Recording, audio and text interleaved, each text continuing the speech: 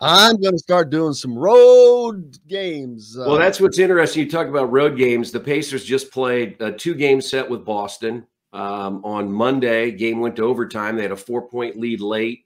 Jason Tatum hit a shot to tie it. Boston holds on to win in overtime. And then, last night you're back home and you've got some guys healthy. Malcolm Brogdon started. Karis LeVert came back. And it really was one of those games where honestly, the Pacers weren't really ever in it. They did cut it to 5 at the half, and you felt like they had a chance. And then Boston just steamrolled them in the third quarter. So, it was an interesting night with all of these guys back, though. Malcolm Brogdon, it'll be interesting to hear what they say at practice today. He's been battling a sore right Achilles.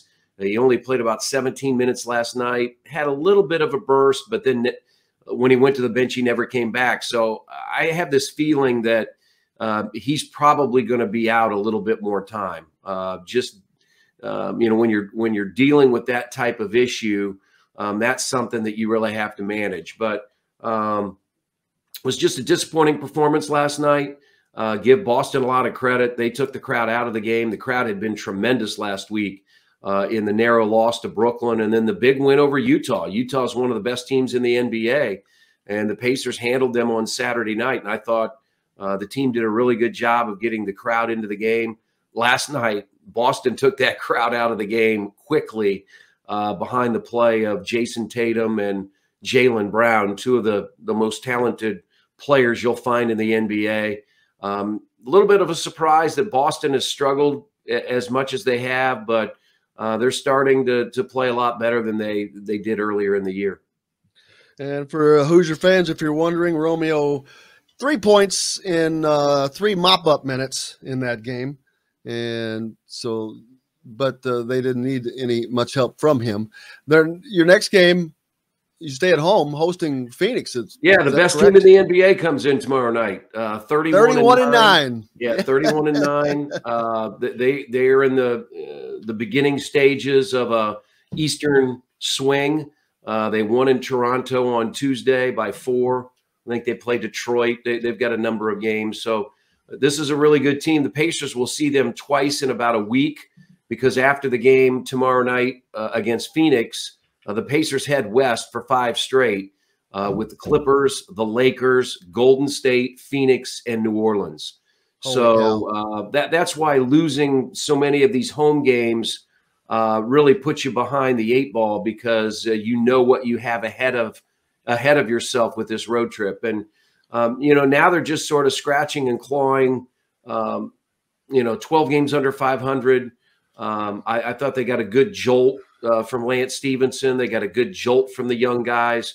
I was going to bring Lance up. That seemed to be, and for the crowd too, it was kind of a jolt of electricity. It seemed to be a real power play for the Pacers. Yeah, he didn't have the type of game last night that he'd had in the first 2 games. I mean, last Wednesday he had 30 against Brooklyn, and then Saturday against Utah he had 16 points and a career-high 14 assists.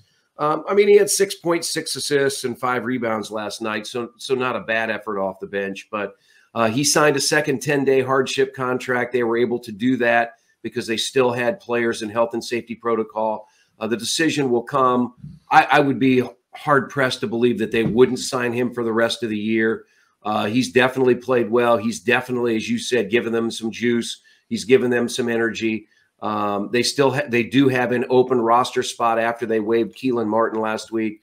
So I would believe that after his second 10-day contract, which would expire, he signed it yesterday, so it would probably expire after the Golden State game a week from tonight. I would anticipate that they would sign him to some type of contract for the rest of the year. They don't have a lot of choice, because now you've got to play. You still got a long season to go. We're not even. Yeah. Last night started the second half of the season. I was going to say, when do we hit the halfway point? Okay, I didn't know that we were there yet. So, it's not quite as bad. So, and then you mentioned that road trip, and you wanted to try to sustain, because actually standings wise, they're not. As hard as it is to believe, they're not in horrible shape. Well, they're 13th. Here's what's interesting, Jim. If you look at the analytics, And the NBA uses what's called net rating, similar to what they use in college basketball. So you have an offensive net rating, a defensive net rating, and then your overall net rating. And last night going into the game, they had a net rating of 16th in the NBA. So right in the middle, but yet their record is 25th. And I think part of the reason is they've lost so many close games. In games decided by 3 points or less, they are 1-10. In games decided by 4 points or less, they're 1-11. In games decided by 5 points or less, they're 2-12. So they've played so many close games, but they come up on the wrong side. And so that really impacts the record. It shows that you've played some, at times good basketball, but I'll say some decent basketball, but you've not played good enough basketball in those close games to win the games. And that's been one of the issues, is the clutch performance. When you get down to winning time, last 5 minutes, games plus or minus 5 points, and the Pacers are 4-19. So they've played 23 of their 42 games that have come down to the final 5 minutes with a chance to win. And they've only won 4 of those games. That's been the biggest issue. And then the other thing would be right now the lack of three-point shooting. I mean, they shot 19% last night, 7 of 36. Some of them were open threes. I thought some of them were questionable threes. That's been an issue all year long of poor three-point percentage. And I think we all know in this game now, whether it's college basketball or the NBA, you've got to make three-point shots. And the Pacers just simply haven't done a really good job of that this year. What comes up next for you? Obviously, I know the next game with Phoenix. Yeah. What are you doing? We are not traveling. In between. Well, with all these games, I mean, it's a lot of prep. You're playing basically every other day. So today I'll head down to practice. I've got to do a radio interview for our Pacers Weekly show on Saturday.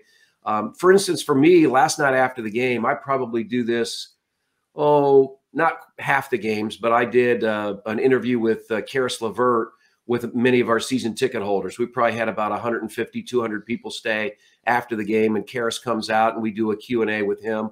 So I do a lot of those during the year for the Pacers ticket staff and the sponsorship staff.